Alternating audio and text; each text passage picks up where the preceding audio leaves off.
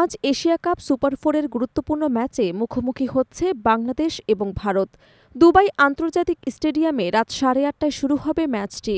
শ্রীলঙ্কাকে হারিয়ে দুর্দান্ত সূচনা করা টাইগাররা এবার নামবে বর্তমান টি-20 বিশ্ব চ্যাম্পিয়ন ভারতের বিপক্ষে। পরিসংখ্যানের পাল্লা অবশ্য ভারতের পক্ষেই ভারী।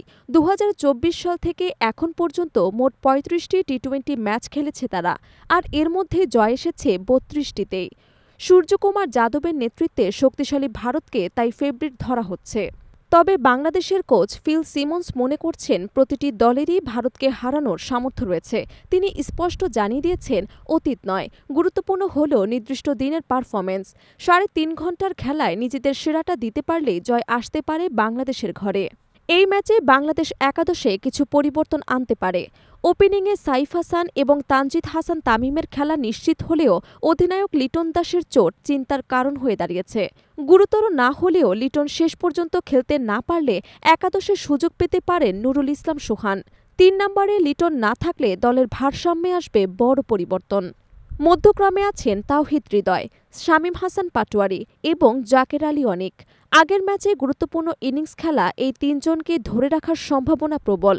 স্পিন বিভাগে থাকবেন নাসুম আহমেদ এবং শেখ মেহেদী হাসান। ভারতের বিপক্ষে রিশাদ হোসেনকে ফেরানো সম্ভব হচ্ছে না, কারণ অতীতে তার ইকোনমি রেট ছিল ব্যয়বহুল। এখন পর্যন্ত টি-20 ফরম্যাটে 17 বার ভারতের মুখোমুখি হয়েছে বাংলাদেশ, জিতেছে মাত্র একবার। 2019 সালে দিল্লিতে 3 ম্যাচ সিরিজের প্রথমটিতে ভারতকে হারিয়েছিল টাইগার। এশিয়া কাপে বাংলাদেশ ভারত লড়াইয়ে জয়ের পরিসংখ্যান বাংলাদেশের পক্ষে নয়।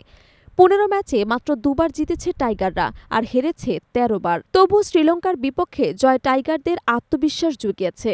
আজকের ম্যাচে জয় পেলে শুধু সুপার ফোর জমে উঠবে না, বরং ফাইনালের লড়াইয়েও নতুন সমীকরণ তৈরি করবে। তাই বাংলাদেশের সামনে আজকের চ্যালেঞ্জ, পরিসংখ্যান এবং রেকর্ড ভেঙে নতুন ইতিহাস লেখা।